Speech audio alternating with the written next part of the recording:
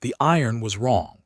Florence Garner knew it the moment she pressed her magnifying lens to the scorched hide stretched across Ezekiel Hunter's workbench, and every nerve in her body went rigid with the certainty of a woman who had spent 12 years reading fire and metal, and the secrets that men tried to burn into silence. The brand was not just damaged. It was not just faded by trail dust or obscured by the thick winter coat that clung to the dried skin sample he had slapped down in front of her. It had been deliberately altered, and the person who had done it was either exceptionally skilled or had paid someone who was. "Read it," Ezekiel said, his voice dropping low and dangerous in a way that made the lantern light seem to flicker even though there was no wind. "My lawyer says it is unreadable. The county sheriff says it is unreadable. 3 cattlemen from the Colorado Cattlemen's Association came through last Tuesday and said the same thing. So you go ahead and tell me what you see, Miss Garner, because I have been told by every man with a reputation in this territory that there is nothing left to read." Florence did not answer him immediately. She let the silence hold the way she always held it when she was working, because silence was the only honest conversation that existed between a craftsperson and her material. She moved the lens 1 degree clockwise, then back, and then she pulled the small brass tool she called a trace pin from the leather roll at her hip and pressed its sharp point against the hide with the delicacy of a surgeon and the confidence of a woman who had never once doubted her own hands. She traced the mark.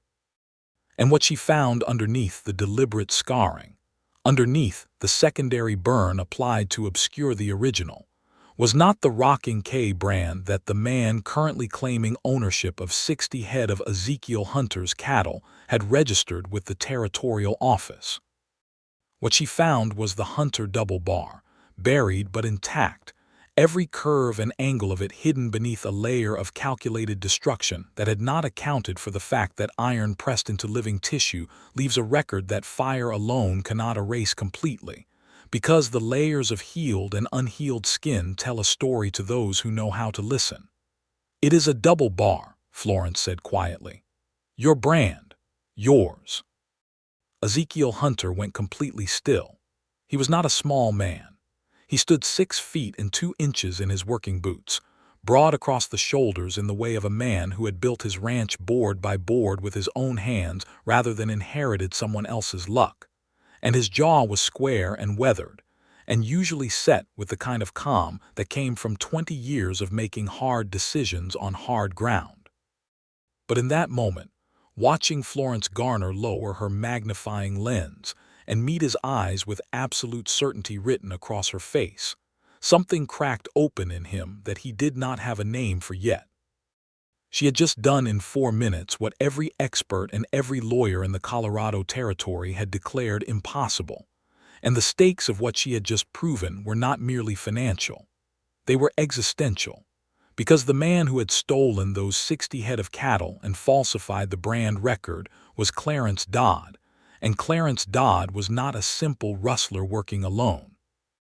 He was the business partner of District Judge Harlan Fitch, and if Florence Garner's reading of this brand held up under legal scrutiny, it would not just recover Ezekiel's cattle. It would unravel a theft and fraud operation that had been quietly bleeding legitimate ranchers across 3 counties for the better part of 4 years, which meant that the moment word got out that someone had successfully traced the altered brand, both of them were in danger.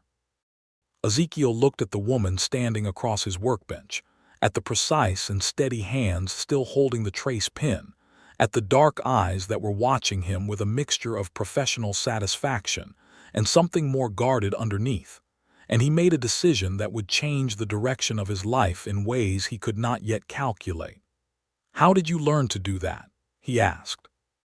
And Florence Garner, who had spent the last 3 years in the town of Millhaven, Colorado, working as an engraver and never once explaining herself to anyone who had not earned the explanation, looked at this rancher whose entire livelihood was on the line and decided, for reasons she would spend several sleepless nights analyzing afterward, to tell him the truth.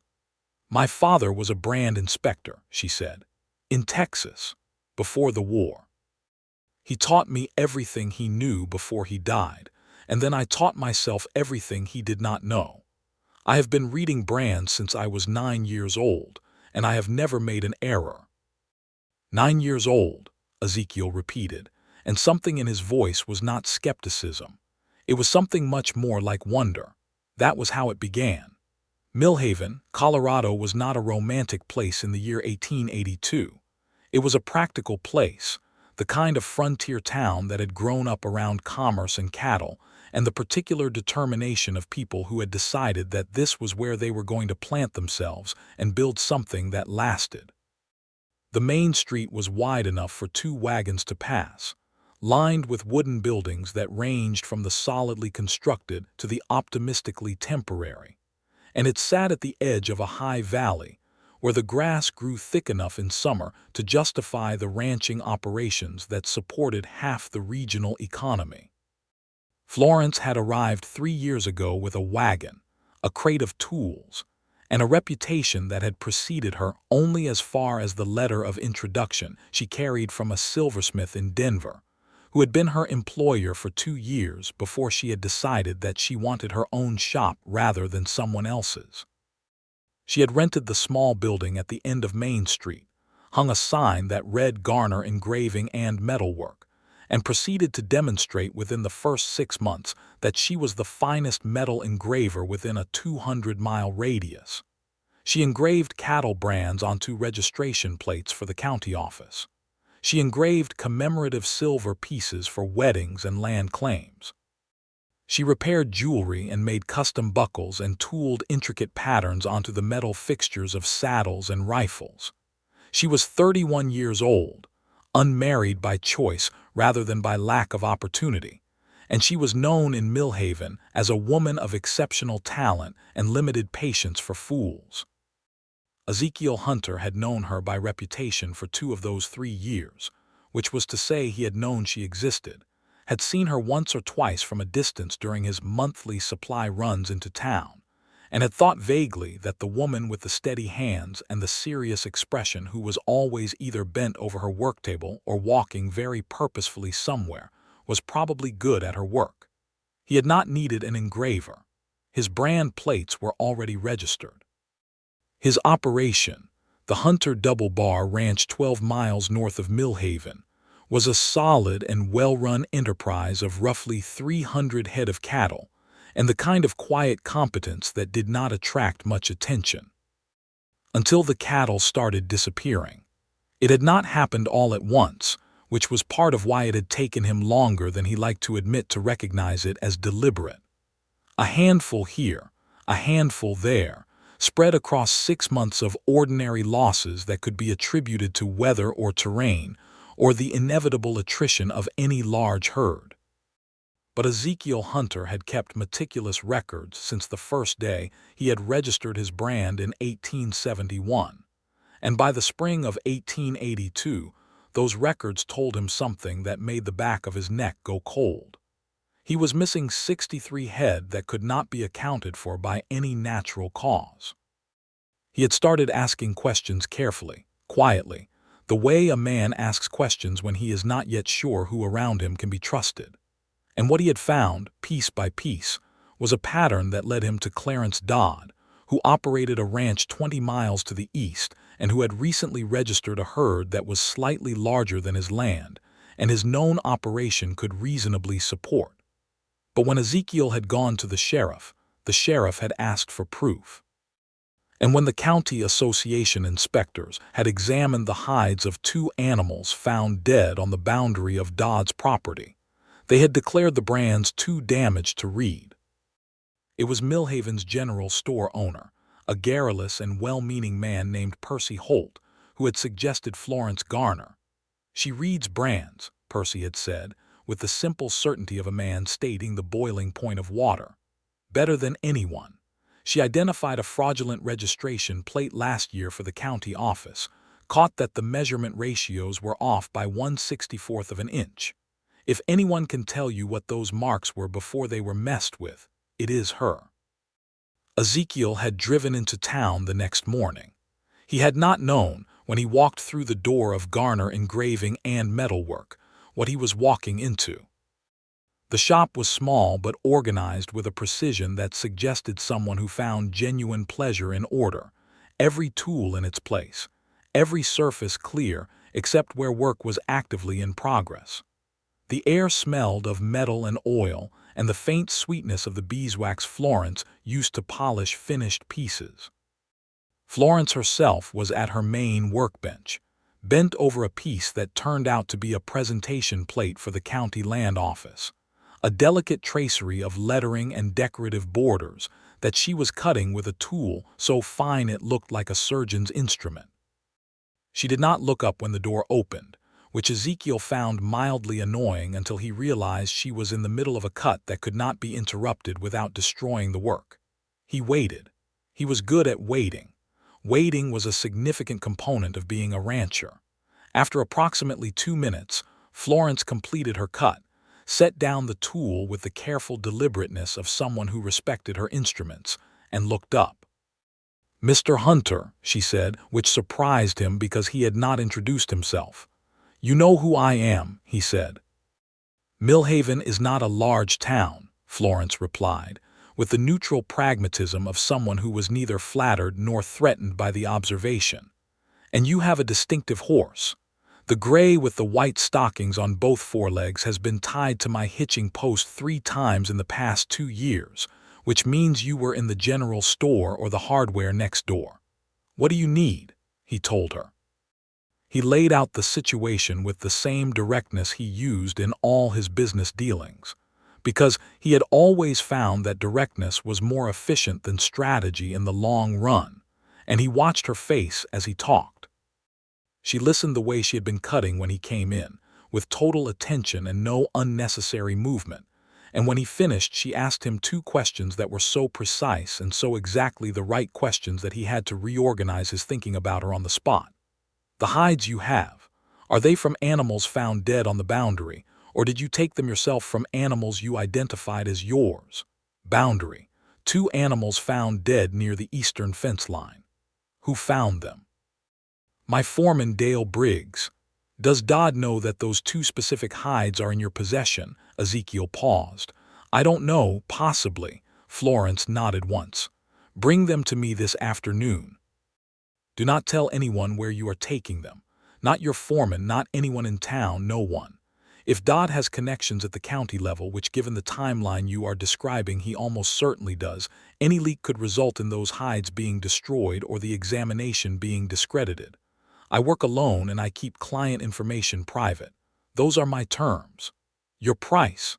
"We discuss that after I know what we are dealing with. I do not charge for looking. I charge for results." He had brought the hides that afternoon, and she had read them in 4 minutes. Now they were standing on opposite sides of a workbench with a piece of evidence between them that could start a war.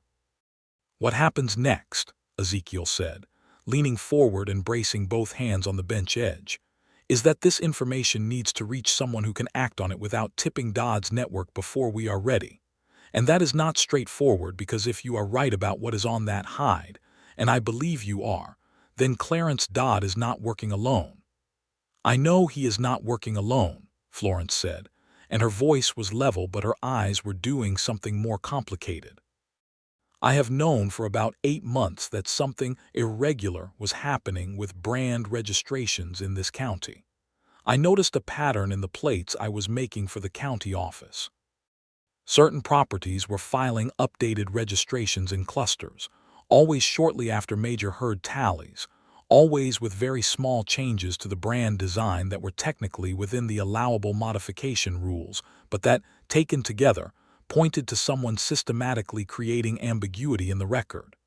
I was not sure enough to say anything because I had no direct evidence, only the pattern." Ezekiel stared at her. "You have been tracking this for 8 months." "I have been observing it," Florence corrected, with the precision of a woman who chose her words exactly. "I had no proof and no client. Now I have a client and a piece of physical evidence. That is a different situation." "Why didn't you go to the sheriff?" Something moved across her face, a careful and controlled expression that still managed to communicate a considerable amount. "Because 6 months ago, Sheriff Dawson filed a personal brand registration for a small separate property he claims to have acquired east of town. The registration plate he submitted was made by someone other than me, which is unusual because I make all the county-level registration plates. And the style of the lettering was consistent with the same irregular cluster pattern I had been watching. The temperature in the room seemed to drop by several degrees. "The sheriff," Ezekiel said slowly, "I am not accusing him. I am telling you what I observed. That is the distinction I require before I involve myself in anything beyond the physical evidence on this workbench." He looked at her for a long moment. The lantern between them threw warm light across her face and cast the sharp angles of her concentration into relief. She was not a conventionally beautiful woman in the way that the illustrated magazines from back east described beauty, but she had a quality of intensity that was more arresting than prettiness. And her hands, resting now on the workbench surface, were both the most calloused and the most precise hands he had ever seen on a person of either sex. "You are telling me," he said carefully, "that you have been sitting on this information alone in that shop for 8 months. I did not know what to do with it safely," she said, and for the first time there was something in her voice that was not professional neutrality. It was something quieter and more personal, and it hit him somewhere in the chest with an unexpected force. "I am a woman running a business in a territory where I have no family connections and no political allies. I have built what I have by being excellent at my work, and by not making enemies I cannot manage. If I had gone to the wrong person with a suspicion and no evidence, I would have lost the shop, the contracts, and possibly my safety. I chose to wait until I had something real." "That must have been a difficult 8 months," he said. She looked at him as though she was deciding whether the statement deserved a real answer. "Yes," she said finally, "it was." Something shifted between them in that moment. It was not dramatic. Nothing about Florence Garner was dramatic by nature. But the air in the shop changed slightly, the way air changes when two people who have been holding a careful distance suddenly and mutually decide to acknowledge that the distance is a choice rather than a necessity. "I need to think about next steps," Ezekiel said. "And I think I need your continued involvement if you are willing. You understand the technical evidence in ways I do not, and if this goes to any kind of formal proceeding, having your expertise on record is going to matter considerably." "I am aware," Florence said. "I have been thinking about it since you walked in the door, and I am willing. On the condition that we plan carefully and do not move until we are certain of our ground. I have worked too long and too carefully to lose everything to an impulsive decision." "I have never made an impulsive decision in my life," Ezekiel said. Florence picked up her trace pin, rolled it once between her fingers, and set it back in its place in the leather roll. "Good," she said. "Then we will get along fine." Over the next 2 weeks they met 4 times. Always at her shop, always in the evening after she had closed for the day, always with the specific excuse of his being a paying client that gave both of them plausible cover for the visits in a town where a single man and a single woman meeting regularly would attract the kind of attention that was, in the current circumstances, the last thing they needed. Ezekiel brought her everything he had. His herd records going back 5 years, the dead tally records from the past 6 months, the names and approximate dates of every transaction he knew Dodd had made through the County Cattle Association. Florence brought her registration plate records, her personal ledger of every county office commission she had completed, and the meticulous notes she had been keeping in a private journal that she pulled from behind a false panel in the bottom drawer of her tool chest with the practiced ease of someone who had been hiding things for a long time. "The false panel," Ezekiel said, the first time she retrieved the journal. "An old habit," Florence said, not elaborating. He did not push. But the image stayed with him, the question of what had made a woman as capable and self-possessed as Florence Garner develop the habit of hiding her most important work from potential discovery. He filed it away with the other things he was learning about her. What he was learning was considerable. She was sharper than anyone he had met in 15 years on the frontier, capable of holding multiple complex threads of information in her head simultaneously, and pulling them into coherent patterns with a speed and confidence that he found genuinely astonishing. She had a dry humor that surfaced at unexpected moments, a single word or observation that reframed something he had thought he understood, and made him laugh before he had registered that anything funny had been said. She drank coffee black and strong and in substantial quantities, and she had strong opinions about the quality of coffee that she expressed with the same precision she brought to her professional judgments. She was also, he was discovering, a person who found physical closeness uncomfortable in a way that was not coldness, but rather a kind of careful self-protection that he recognized, because he had the same quality himself. When she handed him documents or tools, she was careful not to let their hands touch, not obviously or awkwardly, but with the quiet competence of a woman who had decided where her boundaries were and maintained them without drama. He found himself wanting, with an increasing intensity that he was not fully equipped to analyze, to be the person she chose to close that distance with. He also found himself deeply, genuinely frightened for her safety, in a way that sharpened his focus on the practical problem considerably. Because by the end of the second week, they had confirmed something that made the situation considerably more dangerous than either of them had initially calculated. The altered brands were not confined to Ezekiel's operation. Cross-referencing his records with Florence's registration ledger and the pattern she had been tracking, they identified at least 4 other ranchers in the county who had filed discrepancy complaints over the previous 2 years, complaints that had been reviewed and dismissed at the county level, all of them involving herds that had been inspected by the same 2 county association representatives. One of those representatives was a man named Vance Prout, who was also, it emerged from a careful reading of the county land records, the brother-in-law of District Judge Harlan Fitch. "This is larger than cattle theft," Florence said, on the 4th evening, spreading her notes across the workbench between them with the focused calm she brought to everything. "The judge controls land title disputes in this district. If Dodd and Fitch are working together, the cattle theft is secondary. It is a mechanism to financially pressure certain landholders toward distress sales, and Fitch would have the authority to oversee and expedite those sales. Which means what we are looking at is a systematic scheme to consolidate land holdings, with the cattle theft as the tool that creates the financial pressure." Ezekiel stared at the spread of notes and felt something cold and heavy settle in his chest. "I could lose the double bar. 3 of the 4 other ranchers I identified have already taken significant loans against their properties in the past 18 months, Florence said, and her voice was gentle in a way that it was not usually, a careful gentleness that she offered like a tool selected for a specific purpose. "The financial pressure is already working on them. You are further along in the process because your operation is larger and more resistant, but you are not immune. How long?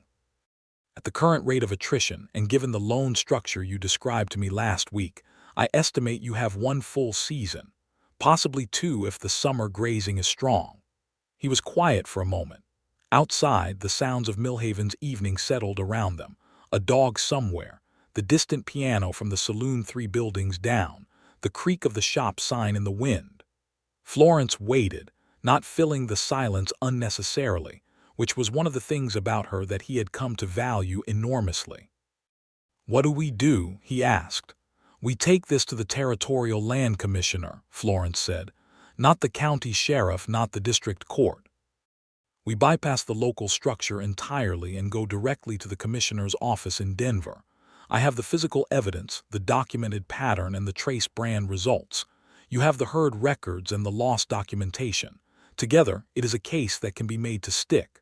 Denver is 3 days' ride, and if Dodd or Fitch has any connection to the commissioner's office—" "They do not," Florence said. "I checked. The current Territorial Land Commissioner is a man named Alderman Dowd. He was appointed 18 months ago from outside the territory, specifically, because the previous commissioner was suspected of similar irregularities in a different district. He has a reputation for being difficult to influence. He is also personally opposed to Judge Fitch, which is a matter of semi-public record based on a property dispute in 1880. Ezekiel looked at her across the workbench with an expression that she could not quite categorize, though she tried because categorizing things was how she organized information and information was how she felt safe. "You researched the land commissioner," he said. "I research everything relevant," Florence said. "It seemed relevant. How long did this take you?" "The letter inquiry I sent to a colleague in Denver, 3 weeks, waiting for the reply 2 weeks. Reading the reply and cross-referencing it with the territorial appointment records available at the county library, one afternoon." "You did this before you knew I was coming to see you." Florence paused. "I did it because I was trying to figure out a safe path through the situation I had observed.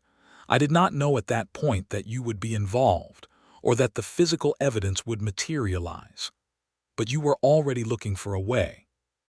"Yes," she said, and there was something in the simplicity of the word that felt significant to both of them, in a way that neither was prepared to address directly in that moment. "I want to be clear about something," Ezekiel said, leaning forward slightly in the way he did when he was moving from practical planning to something more personal. "I am grateful for your expertise and your research and everything you have done in the past 2 weeks. But I want to be equally clear that I am not comfortable with you carrying the larger portion of this risk while I sit back and benefit from it.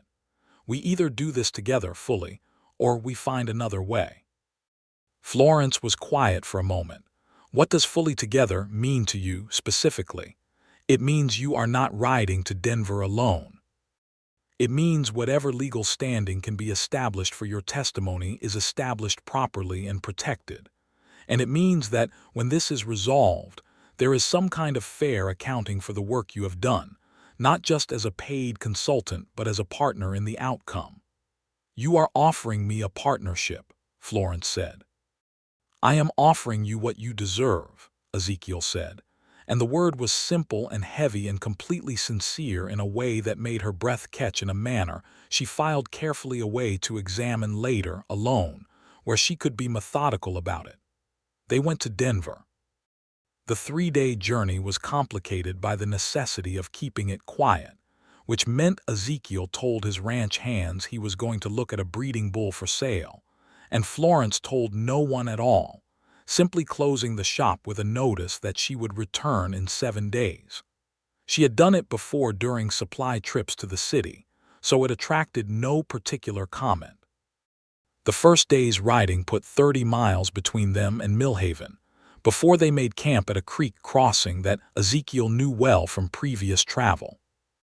He had brought proper camping supplies, including a separate tent for Florence that he set up without being asked, and without making it into a statement about anything, which she noticed and appreciated more than she said. That evening, building a fire that kept off the late spring mountain cold with the competence of a man who had spent a significant portion of his life outdoors, Ezekiel asked her about Texas. Florence was sitting on a bedroll on her side of the fire, going through the leather case of documents and evidence she was carrying to Denver for what was probably the 4th time that day, the way she went through things when she was anxious, not because she expected to find errors but because checking was how she managed uncertainty. "What do you want to know?" she asked, not looking up from the case. "You said your father was a brand inspector before the war. What happened afterward?" "He died." "Not in the war directly. He came back from the war, but he came back different, and he did not last long afterward. I was 15 when he died. My mother had passed when I was 8, so I was on my own from 15 onward." She said it with the flat factuality of someone who had made peace with the history, not pretending it had not been hard but also not performing the hardship. Ezekiel recognized the tone. He had used it himself when talking about certain things. "What did you do?" "I went to work. I was already skilled with metal because my father had taught me. So I found a silversmith in Abilene who was willing to take on an apprentice who happened to be female, primarily because I was good enough that it would have been professionally embarrassing not to. I stayed there for 4 years, then moved to a larger shop in Fort Worth, then to Denver, then here. She paused, looking up at him across the fire. It is not a dramatic history. I disagree, Ezekiel said. A 15-year-old girl alone in Texas in 1866 who builds herself into the best engraver in the Colorado Territory by the time she is 31. That is an extremely dramatic history. Florence looked at him with an expression that was hard to read in the firelight, but that Ezekiel, who was paying close attention, read as something between surprise and a carefully guarded pleasure. "What about you?" she asked. "Ohio, originally. Came west in 1868 with $40 and a horse. Worked as a hand on 3 different operations before I had enough saved to file on my own land claim. The double bar has been registered since 1871. You built it yourself." "Board by board," he confirmed. "My foreman Dale has been with me since 1874. He is the most reliable man I have ever employed." He paused. "I trust him. I want to be clear about that. When I said I would not tell him about this trip, it was about operational security, not distrust." "I understand the distinction," Florence said. "Do you trust anyone?" He asked, and the question was gentler than it sounded, careful in the way he was learning to be around a woman who was not fragile but who had built her independence in the specific shape of someone who had learned that dependence was dangerous. She thought about it honestly. "I trust my own judgment," she said, "and I am beginning to revise my policy on that being a sufficient answer." It was the most personal thing she had said to him, and they both knew it. Ezekiel looked at her across the fire and did not say anything for a moment, because the right response to something true and hard, and offered carefully, was not to rush at it. "That seems like progress," he said finally, lightly enough that she could choose to take it as a simple observation rather than a declaration. She almost smiled. He caught it in the firelight, the almost, and it felt like something he had been handed that he intended to keep. The second day of riding took them through more demanding terrain, and Florence demonstrated, without ceremony or commentary, that she was an excellent rider who managed difficult ground with the quiet skill of someone who had been horseback since childhood. Ezekiel noticed. He noticed a great many things about Florence Garner at this point, and the accumulation of those noticings was doing something significant to his interior landscape that he had not yet found the correct vocabulary for. She noticed things too. She noticed that he checked on her horse at every stop without making it obvious that he was doing so on her behalf. She noticed that when they rode sections of trail where the ground was loose, he positioned himself on the outside edge without discussing it. She noticed that he laughed easily at the unexpected things, her observations about the landscape or a passing comment on the absurdity of their situation, and that his laugh was genuine and unperformed, in a way that was rare enough in a person to be remarkable. That night, camped in a hollow between 2 ridges with a clear view of the stars that at this altitude were so thick and bright they seemed almost architectural, they talked for 2 hours after the practical conversation about Denver strategy had concluded. They talked about books, which they had both read more of than their respective situations easily explained. They talked about the cattle industry and the coming changes that the railroads were bringing to the old trail-driving economy. They talked about what Millhaven was and what it might become. Florence said things about the future of engraving as a trade in the industrializing West that were simultaneously practical and quietly wistful, the assessment of a woman who had built her livelihood on a skill that the march of mechanical reproduction was going to challenge within a generation. "What would you do if the shop became untenable?" he asked. "Teaching," she said, without hesitation. "The skill should not be lost entirely, and I have found that I am a more patient teacher than I am a person." She paused.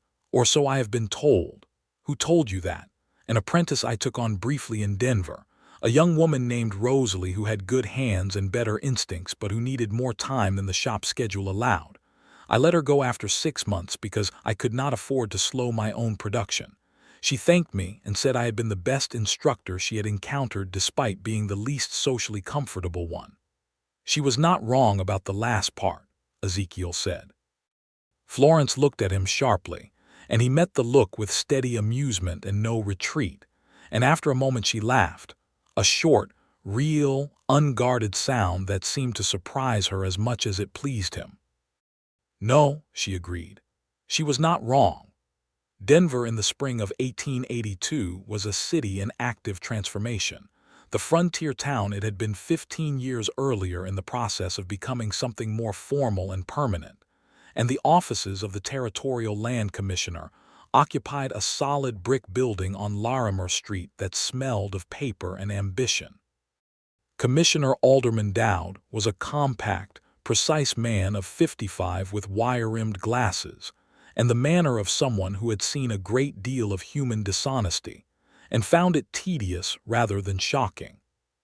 He received them the following morning, listened to their presentation for 90 minutes without interruption, examined the physical evidence with a thoroughness that earned Florence's immediate professional respect, and asked her 6 technical questions about the brand tracing that she answered with the precision and detail that Ezekiel had come to understand was her natural register, when she was on absolutely certain ground. On the 3rd question, Dowd had leaned back in his chair and looked at Florence over his glasses with an expression that was not condescension, but genuine and somewhat surprised assessment. You trace this without mechanical enhancement. By hand with a pin and lens. Yes, Florence said, and you would be willing to testify to this technique and its reliability under oath in a formal proceeding. I would, Florence said. I have documented the method and its theoretical basis in writing. I can produce that documentation for court review. Dowd looked at Ezekiel. Where has this woman been for the past 4 years of this mess? In Millhaven, Ezekiel said, being underestimated. Florence's expression did not change. But she sat slightly straighter. Dowd's office opened a formal investigation that afternoon. 2 territorial marshals were assigned within 48 hours. The investigation was conducted through the territorial rather than county structure, which meant it bypassed Dodd's network at the local level. Florence's traced brand evidence, combined with the herd records, the registration pattern documentation, and the financial analysis that Dowd's own office produced over the following 3 weeks, built a case that moved with the speed of a system that had been waiting for exactly this kind of evidence. Florence and Ezekiel returned to Millhaven before any of this became publicly known, which was by design, and the next 2 weeks were among the most outwardly ordinary and inwardly intense of either of their adult lives. They continued to meet at her shop in the evenings, ostensibly to coordinate on developments, actually because both of them had reached the point where not meeting required more active effort than meeting. They had a shared secret and a shared purpose, and several dozen hours of conversation that had built a structure between them that was beginning to feel, to both of them in ways they were thinking about independently, and with increasing frequency, like something more than professional partnership. Ezekiel arrived one evening to find Florence reworking a commission, a silver medallion with an intricate brand design that she had already completed once, but had decided contained an imperfection invisible to anyone but her. "Show me what you are fixing," he said, pulling up the spare stool. Florence hesitated, and then she showed him, positioning the finished piece under the lens and pointing to the place where, at high magnification, the pressure line on a curve was fractionally inconsistent with the lines on either side of it. He looked. He could not see it. He said so. "You would not be able to see it without the training," she said, without any condescension, just the straightforward acknowledgement of a professional fact. "But the customer would feel it eventually. When you trace a fingertip over worked metal, the irregularity registers even if the eye does not catch it. My work has to hold up to both." "That is an extraordinary standard to hold yourself to," he said. "It is the only standard I know," she replied, and picked up her finest tool and began the correction with a focus so complete that the rest of the room simply ceased to exist for her. He watched her work for 20 minutes. He was not sure she was entirely aware that he was still there, not because she was ignoring him, but because her concentration when she was working was total. The movements of her hands were so precise and so small that they barely registered visually, and yet the effect under the lens was definitive and controlled.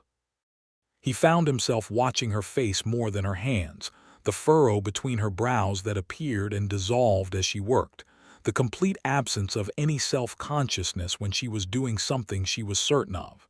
She set down the tool, picked up the lens, examined the correction. Set down the lens, sat back. "Done," she said, and looked up to find him watching her. They were very close. The shared workbench required proximity, and neither of them had moved to maintain distance that had gradually compressed over weeks of working side by side. Florence held his gaze for a moment with the same directness she brought to everything, and then something in her expression changed, not dramatically, just a small and careful shift, like a door opening a fraction of an inch. "Ezekiel," she said. "Yes," he said, which was less of an answer and more of an acknowledgement that whatever she was about to say, he was entirely present for it. "I am not accustomed to depending on other people," she said, "as I believe I have made somewhat clear." "You have made it extremely clear," he agreed, "and I am also not accustomed to finding other people genuinely interesting for extended periods of time. Most people cease to be interesting to me within a relatively short window. It is not something I am proud of, but it is accurate." "How long is the typical window?" "Several conversations, a week at most." "And we are at several weeks," Ezekiel said. "Yes," Florence said. "We are at several weeks, and I find that I am not less interested. I am more interested, which is a novel experience, and one that I am not entirely sure what to do with." It was the most she had given him in terms of anything personal, and he understood that it had cost her something to say it, not because she was a coward, but because she was a woman who valued accuracy above performance and who would not say something she was not certain of. "I can tell you what I would like to do with it," he said, very quietly. "Tell me," she said.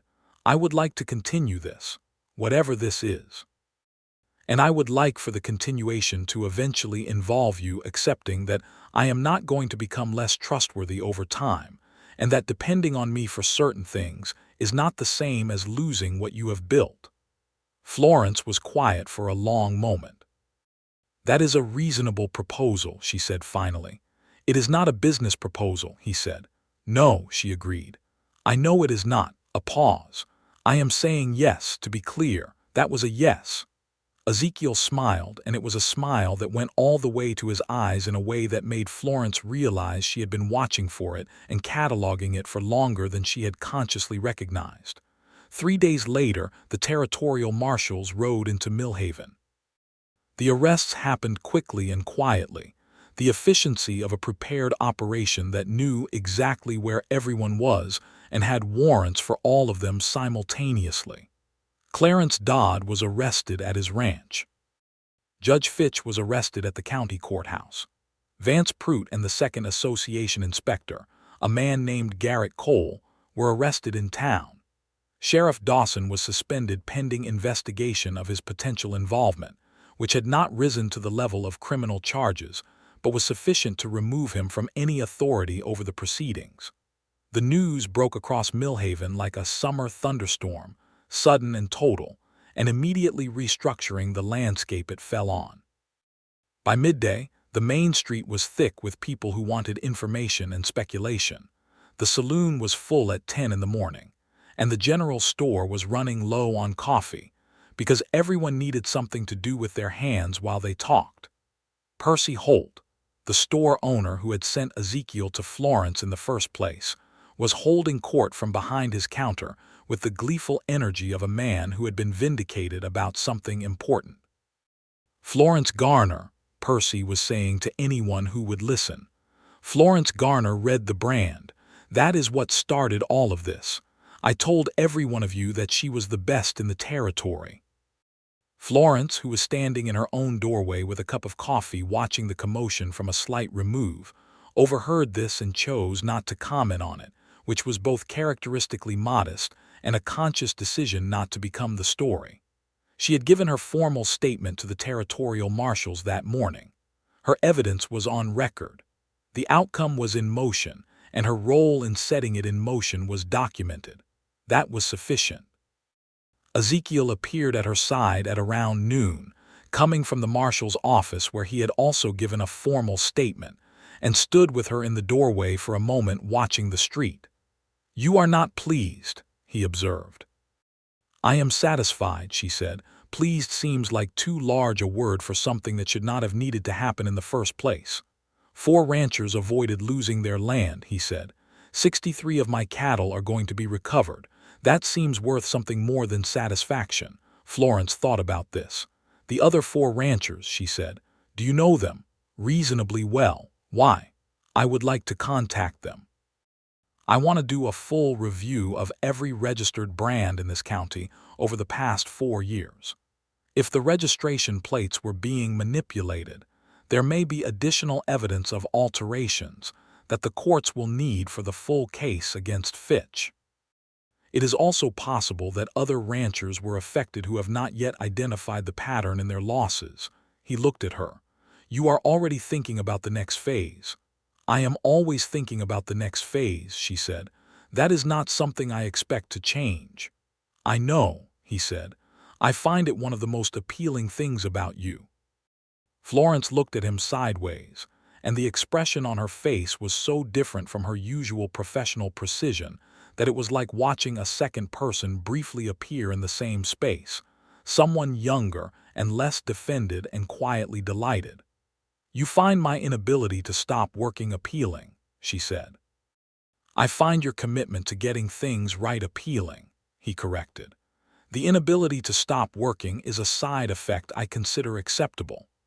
The weeks that followed were busy in the productive way that the resolution of a major problem always is, full of the detailed practical work of unwinding the damage that had been done.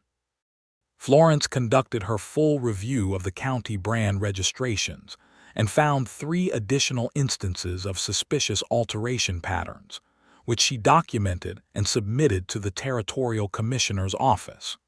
2 of those instances opened additional investigations that would take months to resolve, but the groundwork was laid. Ezekiel, meanwhile, was working through the process of recovering the cattle identified as his, and managing his ranch through the spring calving season with the focused intensity of a man who had come very close to losing something he had built with 15 years of hard work, and was not going to take its survival for granted. He rode out to see each of the 4 other affected ranchers personally, introduced himself if he had not previously known them, and made sure they knew that the evidence Florence had gathered was what had broken the case open.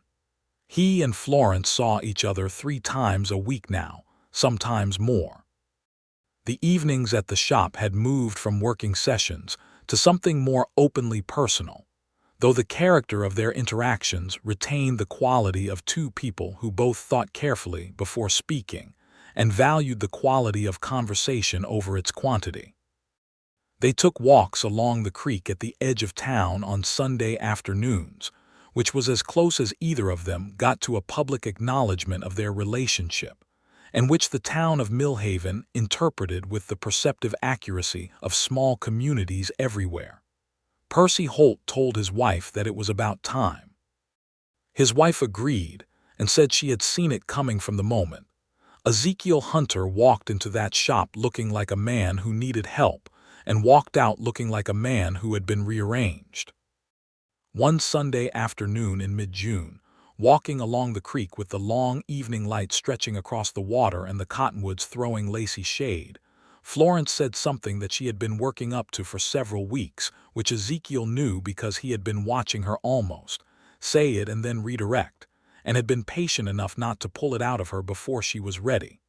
"My father hid things from people," she said. "Not dishonestly, protectively. He was a brand inspector in Texas in the 1860s, which meant he knew things that were dangerous to know, and he had a family to protect, so he got into the habit of managing information, keeping the difficult things separate from the people he loved so that the danger did not travel.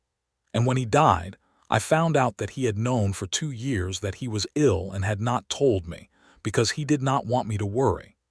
Ezekiel walked beside her without speaking, listening. I was angry about it for a long time, Florence continued.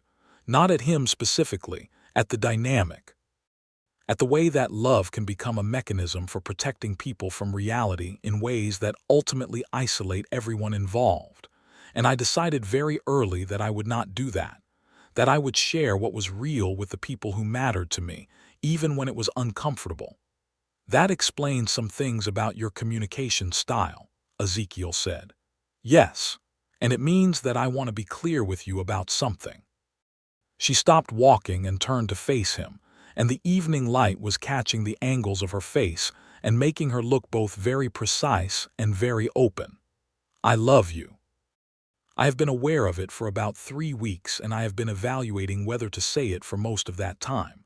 I am saying it now because not saying it feels like exactly the kind of withholding I decided not to do.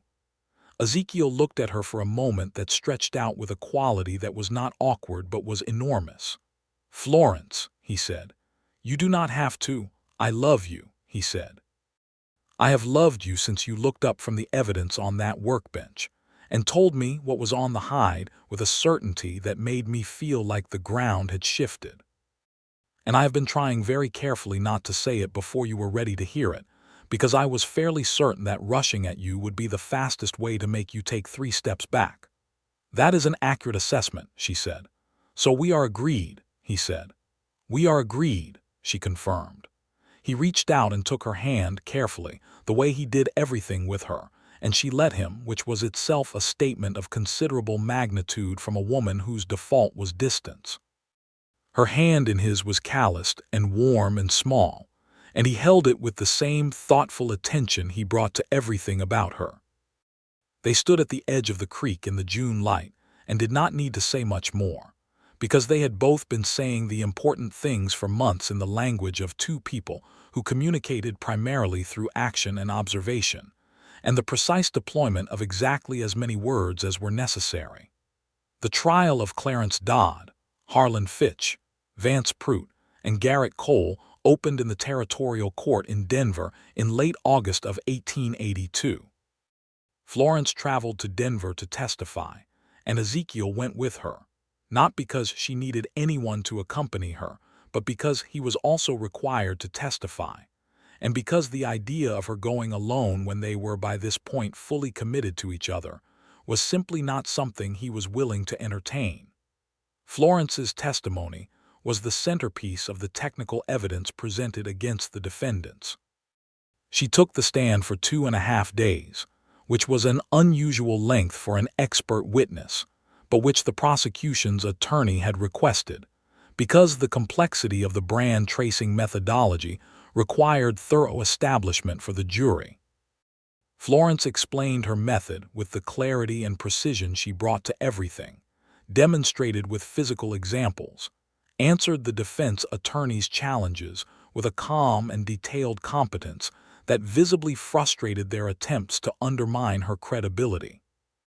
At one point, the defense attorney for Harlan Fitch attempted to impugn her expertise on the basis of her gender, suggesting that the jury should be skeptical of the testimony of a woman presenting herself as an authority in a technical field dominated by men. Florence turned to look at the attorney with an expression that Ezekiel, watching from the gallery, recognized as the one she wore when she was about to say something that was going to be extremely accurate and somewhat uncomfortable for its recipient. "I understand your concern," Florence said, in the measured, courteous tone of someone who understood nothing of the kind. "Let me address it directly. I have been practicing precision metal engraving and brand analysis for 22 years. I have identified and documented 17 cases of brand fraud or alteration in 3 territories. My methodology has been reviewed and endorsed in writing by the Territorial Land Commissioner of Colorado, the Denver Silversmiths Guild, and 2 former brand inspectors with combined experience of 41 years. If there is a person in this courtroom who would like to dispute my technical conclusions on substantive grounds, I welcome the conversation.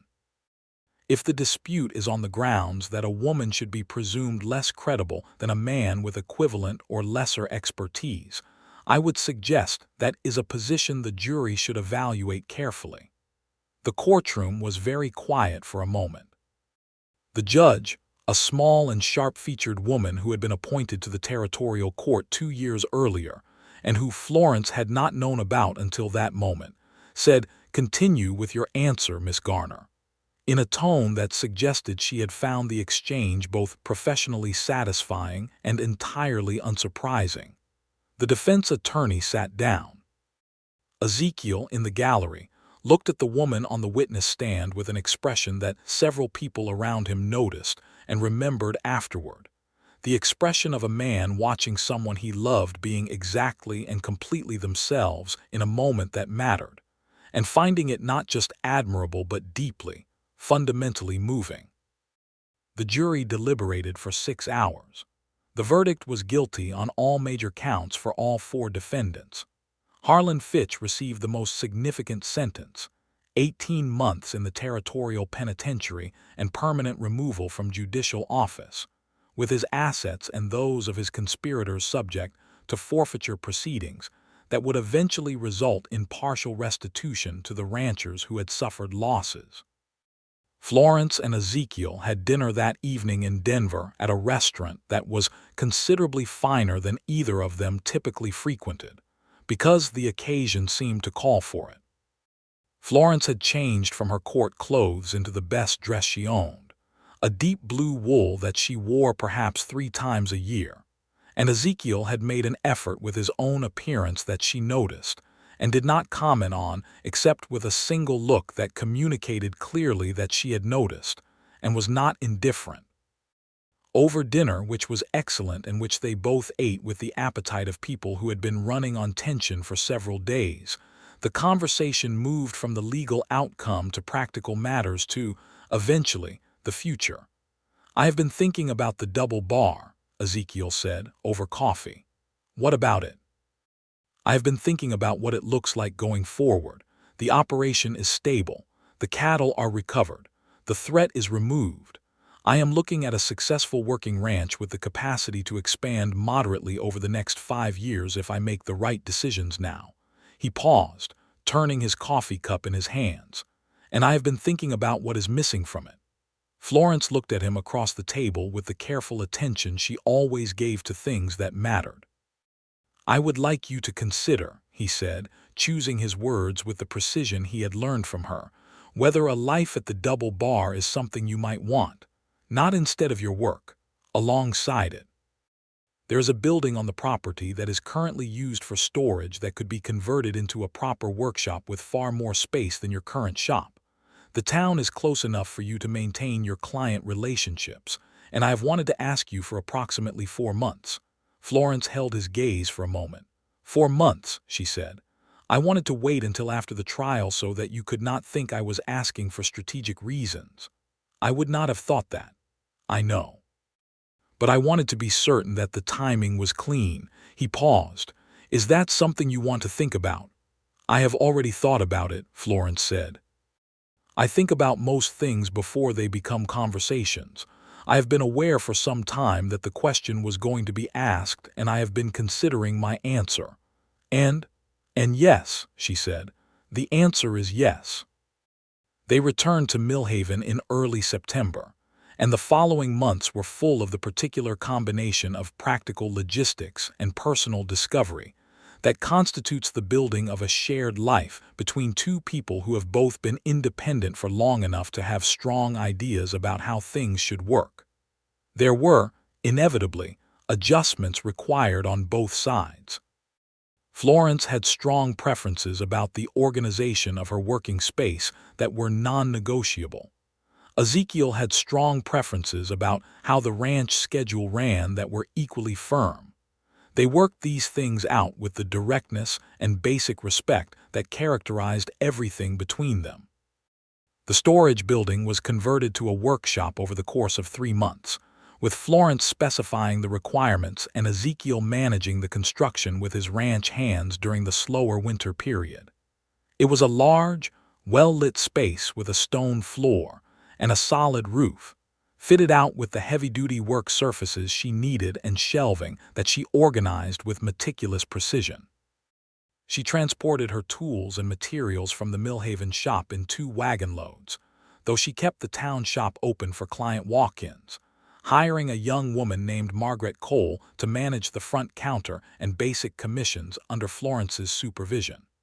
Florence married Ezekiel Hunter in December of 1882 in the Millhaven Church, which was a wooden building of modest proportions but considerable local significance.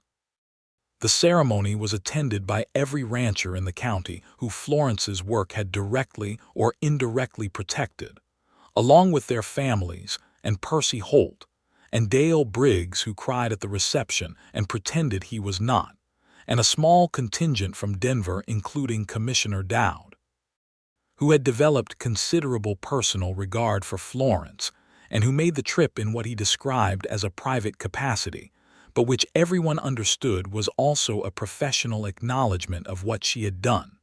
Florence wore the blue wool dress. Ezekiel wore a suit that he had commissioned from a tailor in Denver 2 months earlier without telling her, and when she saw it, she smiled the full, unguarded smile that he had first seen at the campfire and had been working toward ever since. "You got a suit," she said. "You are worth a suit," he said.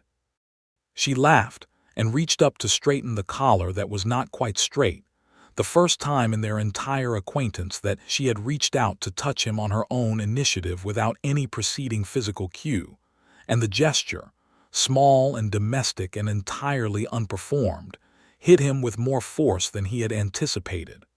The first years at the Double Bar were good years. Not perfect years, because no years on a working ranch in the high Colorado country were perfect, but good ones, built on the foundation of 2 people who were both excellent at what they did, and who had decided to apply that shared quality of excellence to the project of their life together. Florence's workshop became known across 3 counties, and she expanded her client base significantly in the first 2 years, taking on commissions for ranches and banks and mining operations that required the kind of precision metalwork that was not available at the commercial level in the region. She also began, informally at first and then with more structure, to teach brand reading and registration analysis to the new county brand inspectors, who now came to her as a matter of professional formation rather than last resort. Ezekiel expanded the double bars herd carefully and well, adding a small horse breeding operation in the 3rd year that turned out to be both profitable and personally satisfying. He and Dale Briggs worked together with the comfortable efficiency of men who had long since figured out how to divide responsibility according to actual competence rather than hierarchy. In the spring of 1884, Florence told Ezekiel over breakfast that she was pregnant. In the direct and factual way, she delivered all significant information, and he sat across the kitchen table from her with a cup of coffee halfway to his mouth for a full 10 seconds before setting it down and getting up and coming around the table to her with a speed and warmth that made her laugh at the surprise of it. Their son was born in November of 1884. They named him Thomas, after Florence's father. He arrived with a pair of lungs that left no doubt about his opinion of the world outside the womb, and dark eyes that both his parents recognized and strong hands that Florence looked at on his first full day and said, with the quiet certainty she brought to all her assessments, "He will have good hands." "You cannot possibly know that from looking at a newborn's hands," Ezekiel said. "I cannot know it with certainty," Florence agreed, "but I have a hypothesis." Thomas Hunter turned out, over the years, to be a child of extraordinary curiosity, which was both gratifying and exhausting to his parents in approximately equal measure. He had his mother's precision and his father's persistence, and an additional quality of his own that seemed to be related to neither, a sociability and warmth that made him the kind of person that other children gathered around, which Florence observed with a mixture of pride and mild bewilderment at the genetics of it. 3 years later, in 1887, Florence told Ezekiel over breakfast again, in the same direct way, that she was pregnant with their second child.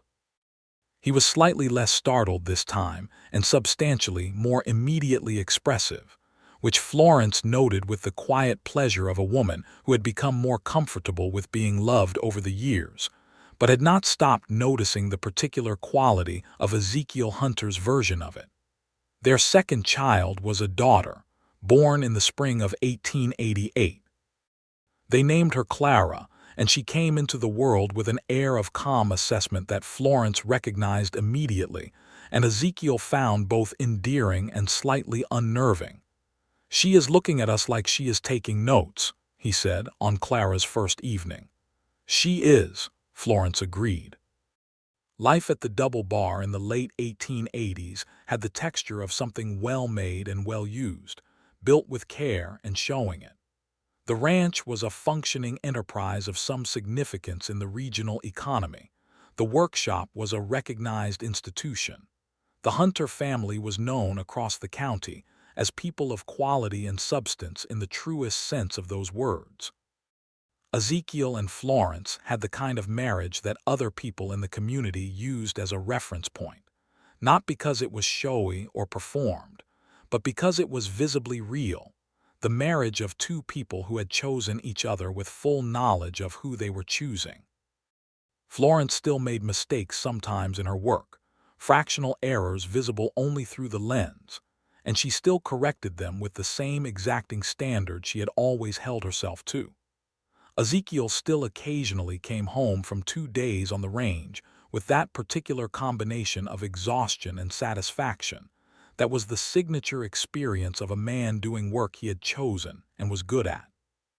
Thomas, at 6, was already showing an interest in the workshop that Florence was encouraging carefully, teaching him in the way she had been taught, starting with the simplest things and building slowly. One evening in the autumn of 1889, Ezekiel came into the workshop to find Florence at her main bench with the same quality of total concentration he had first watched years ago, and Thomas sitting on the small stool beside her, also watching with the focused attention of a child who has found something genuinely absorbing. Clara was asleep in the house. The lantern was throwing its warm light across the work surface. Ezekiel stood in the doorway for a moment, watching the two of them bent over the bench with their heads close together, Florence explaining something in the low and precise voice she used when she was teaching, Thomas asking a question that made her pause and then smile and answer with more detail than she had originally planned. He crossed the workshop and kissed Florence's temple, which she acknowledged with a slight lean into him without breaking her explanation to Thomas, a gesture so natural and unthought that it was itself a kind of evidence, the evidence of a life that had been built into something real and lasting. "What are you working on?" he asked, settling his hands on her shoulders. "Showing Thomas the grain structure in steel," Florence said. He noticed a difference in 2 pieces and wanted to know why. Ezekiel looked at his son, who was looking back at him with the expression of someone who has recently discovered that the world contains more interesting information than he had previously accounted for. "And what did you find out?" he asked the boy. "That metals are not all the same even when they look the same," Thomas said with great seriousness. "You have to look more carefully. That," Ezekiel said, looking over Thomas's head at Florence, "is the most important thing anyone has ever told you." Florence looked up at him, and her expression was not the careful, controlled assessment that had been her default when they met, or the professional precision that she wore in the workshop, but something else entirely, something open and warm and entirely certain, the expression of a woman who had decided 7 years ago to trust a man with the parts of herself she kept most carefully guarded and had been proven right. "It is," she agreed. Outside, the Colorado night was settling in with the clarity that came only at altitude in autumn, the stars beginning to show in the darkening sky above the valley, the grass of the Double Bar pale and dry after the summer, The cattle settled in the pastures, the ranch quiet and whole, and exactly what it had been built to be. Inside, in the warm light of the workshop, two people who had found each other through the reading of a hidden mark continued the quiet, ongoing, never-finished work of building a life together. And the life they were building was the kind that held. The years moved forward the way years do when they are being well used. The double bar grew to 500 head by 1892, a managed and sustainable expansion that Ezekiel guided with the same careful judgment he brought to everything, never overextending, always investing back into the land and the operation. The horse breeding program had become a regional source of quality working stock, and Dale Briggs, who had married a schoolteacher from Millhaven in 1886 and built a house on the eastern edge of the property, managed the horse operation as his primary responsibility with evident pride and considerable skill. Florence's workshop had expanded its territory of influence in ways that had surprised even her. The commission from the Colorado Territorial Bank in 1891, requiring precision engraving work on the security plates for their new banknotes, was the kind of project that would have been unimaginable when she had first arrived in Millhaven with a wagon and a crate of tools. She completed it over 4 months, working with the same exacting standards she always applied, and the bank's letter of commendation that followed was displayed in the workshop not as vanity but as evidence, the same kind of evidence she had always valued, recorded and verifiable. She and Ezekiel had reached, by their 10th anniversary in 1892, the kind of deep familiarity that some couples mistake for diminishment and others, the wiser ones, recognize as the finest form of closeness available to human beings. They knew each other's rhythms. The way Ezekiel's silence before a difficult decision was categorically different from his silence when he was simply at peace. The way Florence's particular tone of voice, when she said something was wrong, meant she had been working up to saying it for some time, and needed to be heard all the way through before any response was offered. They disagreed sometimes with the healthy directness of people who did not perform harmony, and they resolved those disagreements with the same practical efficiency they brought to operational problems. Thomas at 8 was in school in Millhaven, and was the kind of student that teachers wrote home about, which Florence received with a mixture of pride and the mild concern of a mother who understood that exceptional ability in a child created its own specific vulnerabilities. She talked to him about this directly, because she talked to her children about things directly, and Thomas listened with the focused gravity of a boy who was accustomed to his mother's mode of communication and had learned to take it seriously. Clara at 4 was conducting her own independent investigation of every object in the house and had already achieved a level of familiarity with the workshop tools that required a new and more comprehensive system of secure storage. She had her father's physical confidence and her mother's observational precision, and a voice that she used infrequently but with great effect, and both her parents found her simultaneously the most challenging and the most fascinating person they had encountered. In 1893, the Territorial Brand Inspector's Office, now fully reformed and operating under the protocols that Florence's earlier work had helped to establish, formally adopted her brand tracing methodology as a standard technique for disputed brand analysis. The documentation she had written for the Dodd trial was published, with her permission and under her name, as a procedural manual distributed to brand inspectors across Colorado and into Wyoming and New Mexico. It was a quietly revolutionary document in a field where written methodology had been almost non-existent, and it marked Florence Garner Hunter as not just a practitioner, but a defining figure in the professional development of her trade. Ezekiel found her reading the first copy of the printed manual one evening in the kitchen, at the table where they had had 7 years of breakfast conversations and 1,000 other conversations, and he sat down across from her and looked at the cover, which bore her name in clean, clear print. "How does it feel?" he asked. Florence set the manual down and thought about it with the honest deliberateness she applied to all important questions. Satisfying, she said. In the way that doing something exactly right feels satisfying, not because of what other people think of it, but because the thing itself is correct. And the rest, he asked, because he knew there was more. Grateful, she said more quietly. I did not expect, when I arrived in Millhaven with a wagon and a crate of tools, that this is where I would be in 12 years. I had plans, and most of them were good plans, but they were the plans of a woman who had decided that building something alone was the safest way to build. They did not account for a rancher with a problem and a piece of evidence, and the sense to actually listen when someone more qualified than himself told him what they found. Ezekiel smiled. I have always had excellent listening skills. You have, she agreed. It is one of your best qualities. Only one of, he said. Significant others include your patience, your judgment, your extraordinary competence with cattle, and the fact that you have not once in 12 years of knowing me suggested that I should do something differently because I am a woman. That last one should be a lower bar than it is, he said. Yes, she said. It should be. The fact that it is not is one of the ongoing injustices of the world we inhabit, but I am grateful that you are on the right side of it regardless of the bar's height. They were quiet for a moment in the good way of people who did not need to fill silence. Ezekiel, Florence said, yes, I am going to have another child.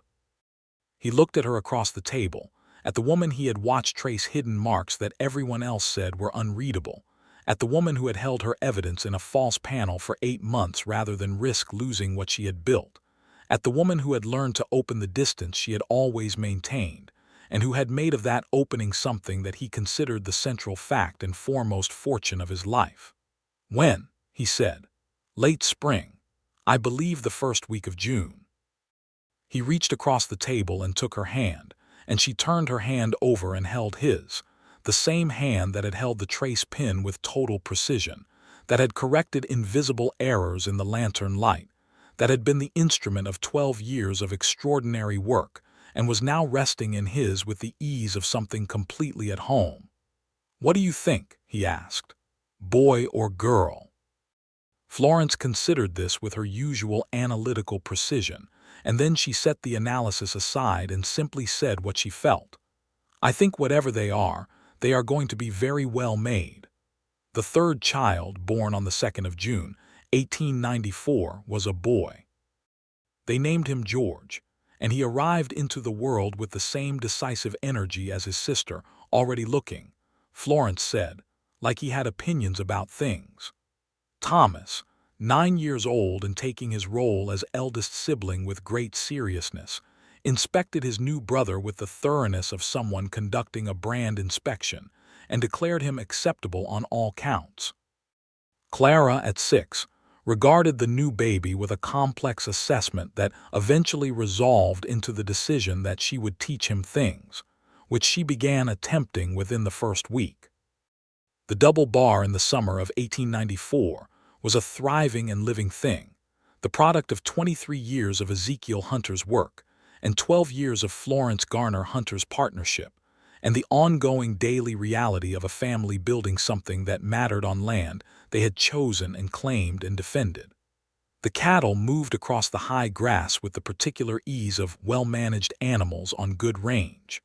The workshop smelled of metal and oil and purpose. The house was full of children, and the complicated, ordinary, irreplaceable noise of a family in motion. And sometimes in the evenings, when the work of the day was finished and the children were settled, and the ranch was quiet in the way it went quiet at the end of a good day, Ezekiel and Florence would sit on the porch of the house that he had built, and she had come to know as her own, watching the sky go from gold to orange to the deep blue of the high-altitude night, and they would be simply together in the silence that had been one of the first things they had found between them and that remained, years later, exactly as true and exactly as necessary.